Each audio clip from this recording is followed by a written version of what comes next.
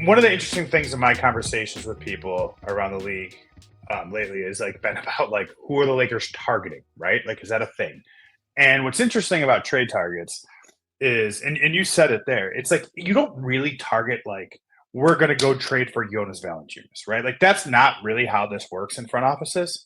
The way it works is like you may eventually land there, but the way it works is it works with like you find the archetype of what it is you need.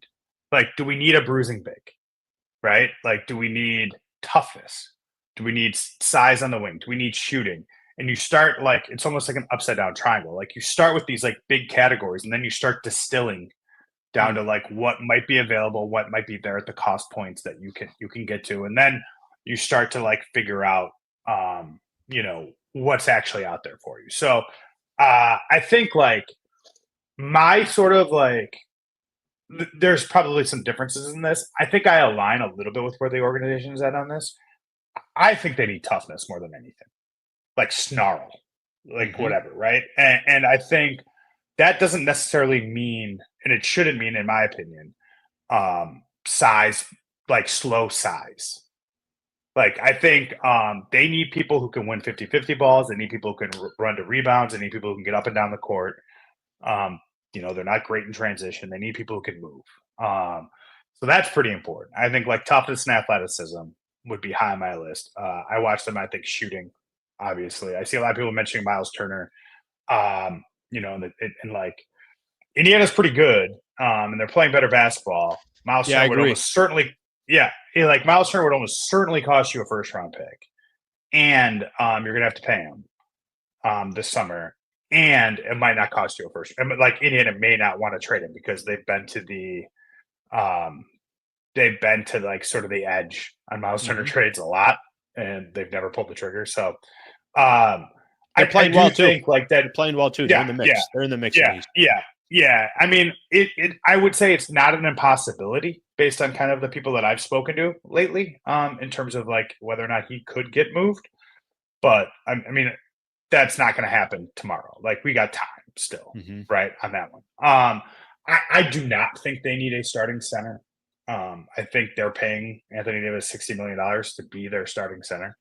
I feel very firmly about that. I think the ripples of that would be it would slow you down, right? Because now you're adding a slower player probably at center, and then Davis playing the four. LeBron James then moves to the three.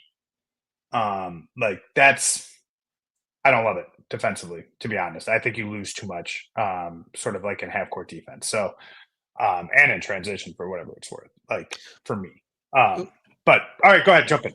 No, no, I was going to say of because I think sometimes we can, and I like the way you described it of what is it that you actually need first before you even mention a player, and then you could try Yeah, kind of figuring out, the mold. And I think probably a lot of Laker fans would agree with you on the lack of toughness or the 50-50 balls, or how many times have you looked at the box score at the end of the game? It's like, well, that team had how many more offensive rebounds than the Lakers, which means how many more shot attempts did they have? And then the Lakers end up losing by 7 or 8 or 10 or whatever the case is. Um, with that in mind, of course, if you're going to make a trade, people got to go out. yep.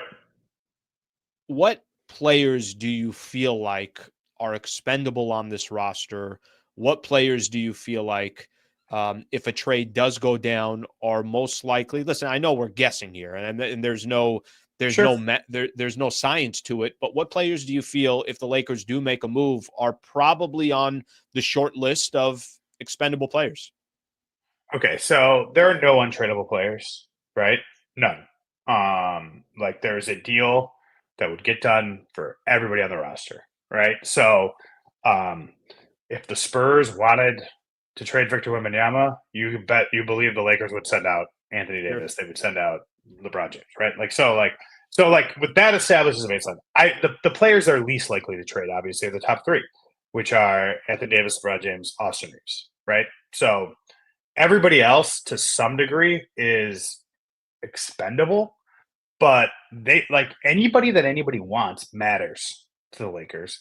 And when we talk about, some of the other players involved in this, like, Gabe Vincent is like a name that people talk about a lot. Like Gabe Vincent's pretty important to this basketball team. the way it's currently constructed today. They are a team that is light on ball handlers. They are a team that is light again on toughness, right? And and I think like he is a guy that like checks those two boxes, and he's played a lot better. But like I think those are like two really big things, right? So if you're going to trade Gabe Vincent out, like you need to address that coming back somehow. They do, if Jared Vanderbilt is healthy, they do have guys that kind of play that 3-4 thing, where maybe one of those guys goes out. Now, Jared Vanderbilt has the least value of all of them, right? He hasn't played in a year. He's got a lot of years left on his deal. You are going to have to attach a very good asset to trade Jared Vanderbilt today, right? So that probably means you're not going to trade him because you don't have a ton. You already don't have a ton. You don't have like what my dad used to call it, like walking around money. You know what I mean? Like the stuff like you throw $10 on this like piece of trash at like the whatever, right? Like you've got like that's not what this is. So Jared Vanderbilt matters more to the Lakers than he does to anyone else. So there's a big disparity there. Rui Hachimura is probably the closest to a neutral asset, and he has sort of the right number, but he has years behind it, and he's young, and like quite frankly, like does a lot of the stuff that you're probably looking for. The problem is he doesn't do it all the time. Yep. Right. So like you try to coach that up, right? And maybe that's the better pathway. If this sounds like I'm a trade fatalist, it's not that. It's that I think there are real challenges here to this, right? Like I was talking to Scott from a different team yesterday, and like he used the word stuck like 4 times. Right? Because the Lakers are just like, generally speaking, you're either going to have to overpay in a trade, and they're definitely not in a position to overpay.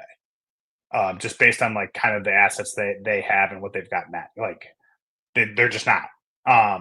But they're also still like they're definitely not bad enough, and they're definitely not hopeless enough for you to be like, we're good, we made our trade, like let's wash our hands, right? So you have to get real smart, you have to get real creative, you have to find things around the margins, and if you can like tick up places here 5 to 7% in production, like little things, right? Like they're not game changers in that sense, but you do these different things and like you just sort of elevate your floor just a little bit, you push your ceiling up just a little bit. Then if things break right for you, you have good injury health, you have good injury luck, you get the right matchups, then maybe maybe it works out. It's a hard situation. All right, if you enjoyed this clip and you want more, just subscribe to the channel. Monday through Friday, 8 a.m. to 9 a.m. is the Sliwa Show. And then after every Lakers game, post-game show right here.